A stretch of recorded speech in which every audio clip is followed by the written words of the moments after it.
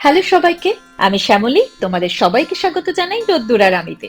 ইংল্যান্ডের সব জায়গাতেই কিন্তু পায়রার বেশ আধিপত্য, তবে কাক বেশি দেখতে পাওয়া যায় না। মর্নিং ওয়াক করে বাড়ি ফিরে আজকে ব্রেকফাস্টের জন্য বসিয়ে দিয়েছি ম্যাগি। সোম থেকে শুক্র দুজনেরই সকাল থেকে মিটিং মিছিলের ব্যস্ততা থাকে বলে দুজনের বেশিরভাগ সময় একসাথে বসে আর ব্রেকফাস্টটা করা হয় না।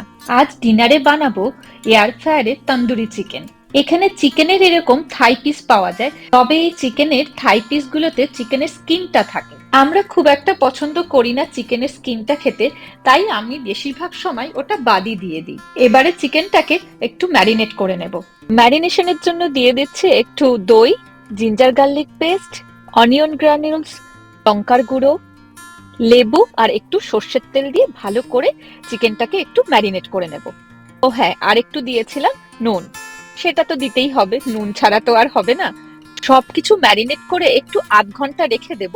তারপর এয়ার ফ্রায়ারে 190 ডিগ্রি সেন্টিগ্রেডে 20 মিনিটের জন্য এটাকে দিয়ে দেব। 20 মিনিট পর আবার চিকেনটাকে উল্টে ওই 190 ডিগ্রি সেন্টিগ্রেডে 10 মিনিট আবার দিয়ে দিতে হবে। টোটাল 8 ঘন্টা সময় বেশ কম তেলে কিন্তু তন্দুরি চিকেনটা বেশ ভালো তৈরি হয়। আমাদের ডিনারের জন্য তন্দুরি চিকেন রেডি হয়ে গেছে। এটাকে আমরা একটু স্যালাড দিয়ে খাবো।